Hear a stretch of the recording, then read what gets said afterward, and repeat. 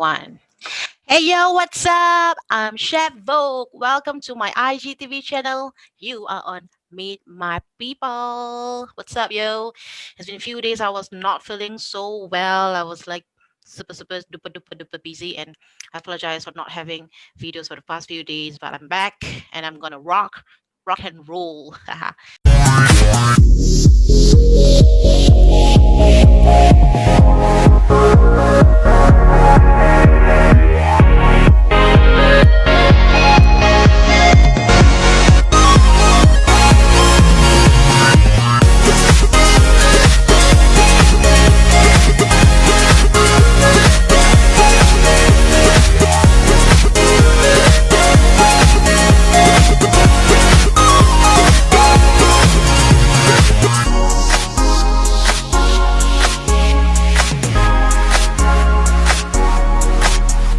So, if you haven't know yet about Meet My People, just gotta affirm one more time what is Meet My People about.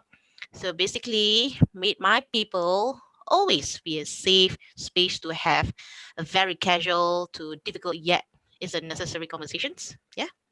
And Meet My People is about stories that matters from all walks of life. You can be yourself and everything is accepted. No judging. Yeah. So, to my people, I stand here with you to navigate through these trying times, and I value all your voices of frustration to changes, and I'm here to empower one another. Yeah. So, my motto in life is this as simple as let us live every moment, love beyond words, and laugh every day. Yeah, that's the motto in life, and you should adopt that too. Yeah. All right. So in my previous post, I was talking about the five love languages. What was it about?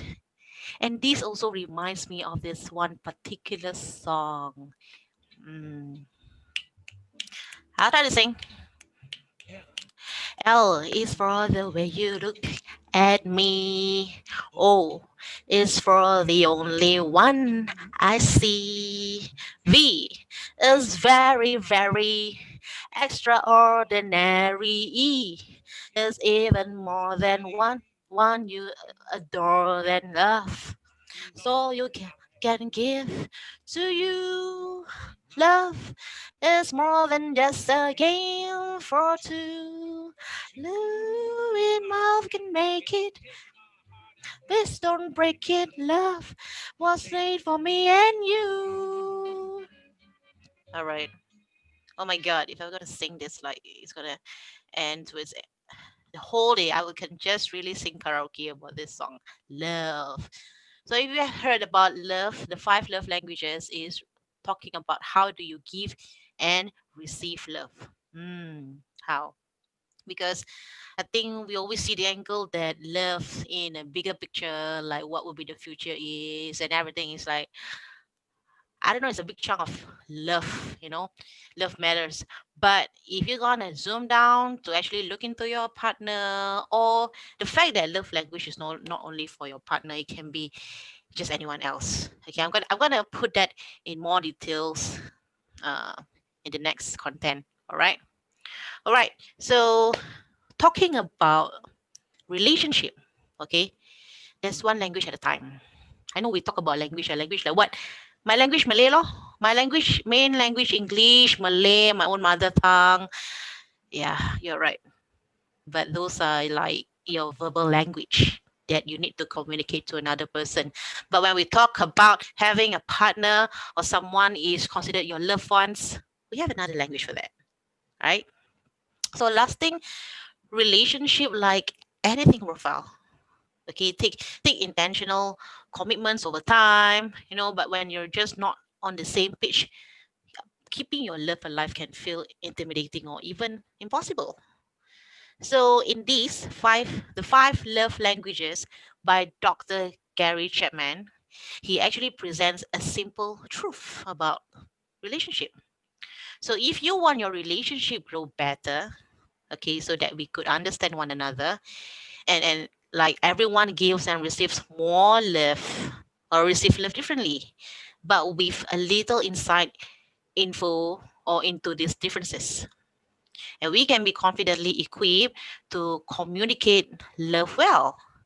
So this is true for all forms of relationship, be it you are married or you are dating couples, or for even building that foundation with your children or your teenage child. Okay, teenage. Mhm.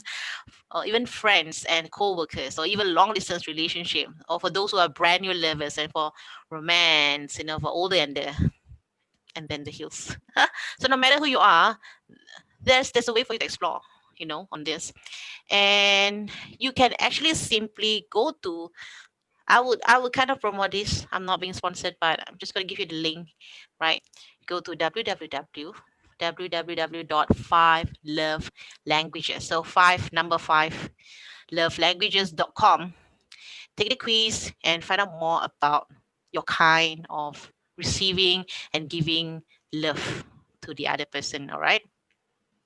Okay. So what is exactly it is when we talk about love language? There's top five. Yeah. So there's top five of it. Number one is the words of affirmation. How do you do that? How do you do that? Yo. All right. So that's one. Another two. Number two is physical touch. Number three, receiving gifts. Number four, quality time. And number five is acts of service. Acts of service. Acts of service. Yeah. And what does it even mean to you, right? So words of affirmation. Gosh, I feel like I'm giving lecture. No, I'm not giving lecture. Okay. So words of affirmation is actually how you gotta communicate with that, right? So in a way, to put it in like you can encourage or being affirm and appreciate, or even actually just listen, don't say much. So that's how you in your way of doing, right? So actions you can take on this is like, maybe you can send an unexpected note or text messages or card. Or yeah, you can just use, I mean, like last time we used happy birthday wishes or wedding cards, or perhaps for those who have festivities who celebrate that, we have a cards for it. Something, you know that we used to do, and perhaps we can have it back again, right? Back in the game of writing notes or cards. Yeah, I thought that is very meaningful, and you feel more close. You feel more connected to it if you're gonna write down something towards your loved one. And talking about what you can avoid from this is not recognizing or even appreciating one's effort. So, but say if your partner would love you to do the words or say words of affirmation, definitely you have to make it happen, right? Definitely you have to do it. Otherwise, it's like the person feels like not being appreciated. So you have to compliment, you have to sayang sayang. I don't know how you're gonna sayang the person in a sense like, um I mean, yeah, what's his words? I mean, that's the way that you want to tackle in a sense. I'm sure your partner have a pet name, something lovely. I don't know. I'm sure you have a nickname for your partner. Same goes to you. So use that, add on something nice, and say thank you. I appreciate you. I feel thankful to have you. Say something like that, just to express your gratitude. Yeah. All right. Then the next one would be physical touch. Tempted to touch, tempted to touch. Okay, that's my favorite song. So physical touch and how you're going to communicate. Okay. It's a non-verbal use of body language and touch to show love. So in what way? So you can hug, you can kiss, or you can cuddle your partner. Yeah. Or whoever. I mean your loved ones. Right. Things to avoid is for you to physical neglect or abuse. Right. Yeah. So physical touch, I understand that some people might feel like ill. It's a little bit too much, but you can have it in your private time, right? For those who are not feeling comfortable to put it out there, show to the world, to say how much you love the person, then the way is to do it in private. Okay, I think we likely encourage more like that, except if you want to hold hand, something very, I mean, we have some, I don't want to say boundaries or limitations to it, but there's ways to show to the world, you know, but not too much. Understand about that, right? So don't do that. Avoid physical neglect, especially if one's need the physical touch, and if you're not someone that who would used to it, but at least try to do it. So do it once in a while, because it makes the other person feels good about it. So try it out. You don't ever abuse. That's another thing, because abuse doesn't mean equivalent to love. And abuse, once you see that you got bruises, someone gonna put their hands on you, someone gonna kicks you. I don't think that's love. Love doesn't feel hurt. Okay, you might hurt your heart, but physically being seen, like, whoa, I think that's another level to love such somebody. Don't, so don't even go there. And this is something that you have to avoid at your very best. Okay, the next third one would be receiving gift. And how you're going to communicate is by being thoughtful. If you could remember anniversaries, birthdays, and what else, some kind of occasions that you guys have kind of a great memories about it, that would be good to put it up and make your spouse as a priority, right? So if you love receiving it, what you could do is to give thoughtful gifts and gestures, all right? And you can also express gratitude when receiving gift, right? Yeah, and what you should not do is being unenthusiastic about giving or receiving it, forgetting about special occasions. Yeah, this is very important. This is very, very important. If you are the type that would love to receive or, yeah, receiving gift. So you need a partner who can actually buy for you something. I don't say it in a state of materialistic. A gift can be as simple as a cake, can be as simple as a small treat, can be as simple as quality. Like you spend a little things that to make it memorable. Not everyone would appease with the idea of like brand goodies and expensive things. Sometimes it's all the small and simple things in life that the other person would appreciate. Otherwise, mm-hmm, it's your take, knowing if your partner actually like branded stuff. All right, it's all about give and take lah. Okay, all right, so the fourth is quality time. And how you're going to communicate is uninterrupted and focused conversation. Yeah, it's a very one-on-one time. It's very important, right? So actions to take, definitely, like you create special moments, go for a walk and do small things with your partner.